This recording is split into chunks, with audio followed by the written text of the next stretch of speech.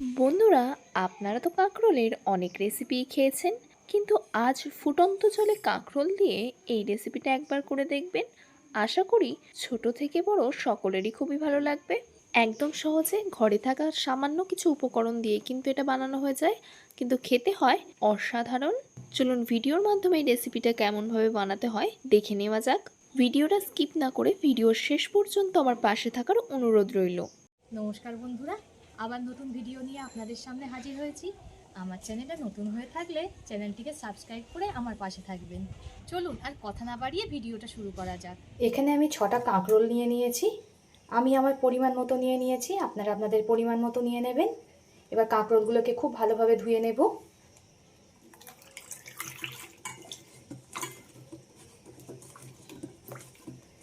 দু তিনবার জল পাল্টিয়ে পাল্টিয়ে খুব ভালোভাবে ধুয়ে নেব। কাঁকরোলগুলো আমার খুব ভালোভাবে ধোয়া হয়ে গেছে। এখানে একটা কড়া বসিয়ে দিয়েছি, এতে দিয়ে দেব জল। এই জলের মধ্যে একে একে ধুয়ে রাখা কাঁকরোলগুলোকে দিয়ে দেব। আপনারা তো কাঁকরোলের অনেক রেসিপি খেয়েছেন, এই রেসিপি একবার ট্রাই করবেন, আশা করি সকলেরই খুবই ভালো লাগবে। এবার দিয়ে দেব দুটো মিডিয়াম সাইজের আলুকে খোলা ছাড়িয়ে খুব ভালোভাবে ধুয়ে নিয়েছি, সেটাকে দিয়ে দেব। দুটো কাঁচা লঙ্কা, ঝালটা আপনারা স্বাদ মতো দিয়ে দেবেন, যে যেমন ঝাল খেতে পছন্দ করেন। এবার দিয়ে দেব আদা। এখানে একটা টমেটোকে দু টুকরো করে নিয়েছি, সেটাকে দিয়ে দেব। এবার হাই হিটে 5 মিনিট সিদ্ধ করে নেব। আমি সব কিছু 5 মিনিট খুব ভালোভাবে সিদ্ধ করে নিয়েছি। এবার সব কিছুকে তুলে নেব। খুব একটা বেশি সিদ্ধ করার দরকার নেই, 5 মিনিট সিদ্ধ করলেই হয়ে যাবে।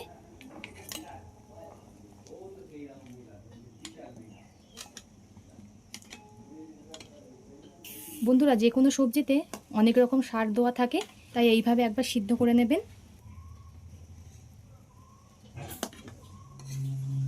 আমি সব কিছু নামিয়ে নিয়েছি, এবার ঠান্ডা করে নেব।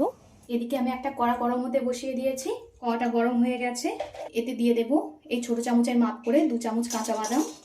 এই 2 চামচ দিয়ে দিলাম। গ্যাসটা লোয়ে রেখে বাদামটা ভেজে নিতে হবে।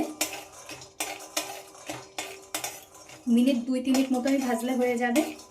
আমি 2 মিনিট মতো বাদামটাকে ভেজে নিয়েছি। এবার এতে দিয়ে দেব এই ছোট চামচের মাপ করে 1 চামচ ধনিয়া, সম পরিমাণ দিয়ে দেব জিরে। এগুলো সব কাঁচা বলে আমি একটু ভেজে নিচ্ছি। সব কিছুকে আবার একটু ভেজে নেব। এই সময় কিন্তু বন্ধুরা গ্যাসটা জোরে দেওয়া যাবে না, একদম লোয়ে রেখে ভাজতে হবে। যখন দেখবেন জিরে আর ধনিয়ার হালকা হালকা কালার এসছে, তখন বুঝতে হবে ভাজা হয়ে গেছে।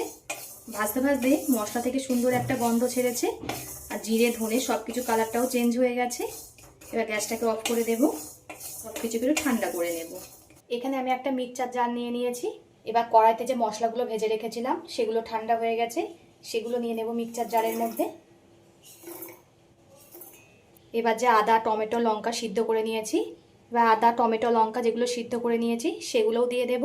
পুরোপুরি ঠান্ডা হয়ে গেছে।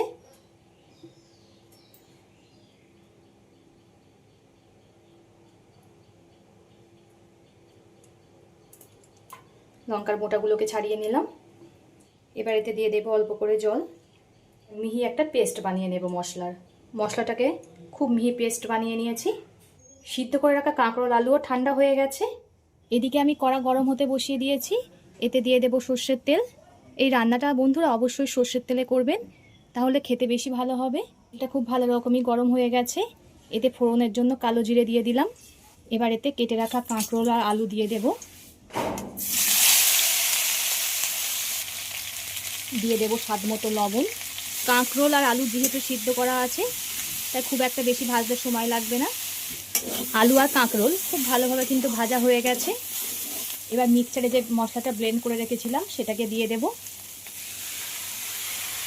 দেব পরিমাণ মতো হলুদ। মশলাটার সঙ্গে সব কিছু একটু কষিয়ে নিতে হবে। বন্ধুরা, কাঁকরোলের এই রেসিপিটা যদি একবার ট্রাই করেন, অন্য রেসিপির কথা ভুলে যাবেন, এতটাই দারুণ হয় খেতে। গন্ধটা কিন্তু খুবই সুন্দর বেরোচ্ছে। আমার বন্ধুরা কে কোথার থেকে দেখছেন কমেন্ট করে জানাবেন, তাহলে আমি বুঝতে পাবো আমার বন্ধুরা কোথার থেকে দেখছে। আর আপনারা এত সুন্দর সুন্দর কমেন্ট করেন, আমার কিন্তু পড়তে ভীষণই ভালো লাগে। এভাবে পাশে থেকে সাপোর্ট করার জন্য সকলকে অসংখ্য ধন্যবাদ। আপনারা বন্ধুরা পাশে না থাকলে আমি কিন্তু কখনোই এগিয়ে যেতে পারতাম না। নিরামিষ দিনে এমন একটা কাঁকরোলের রেসিপি থাকলে বন্ধুরা আর কিছুই লাগবে না। ভাত, রুটি, পরোটা যে কোনো কিছু দিয়েই জমে যাবে। আমার সব কিছুই কষানো হয়ে গেছে।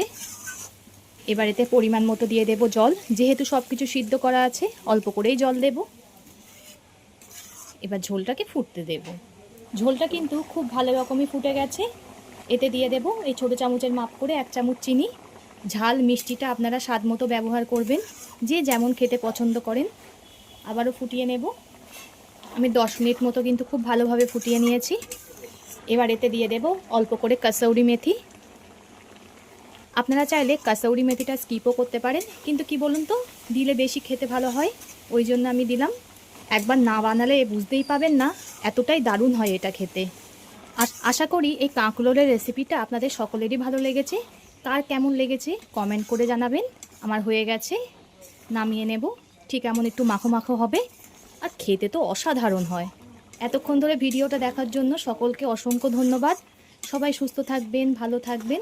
পরবর্তী একটা নতুন রেসিপি নিয়ে আপনাদের সামনে আবার হাজির হচ্ছি।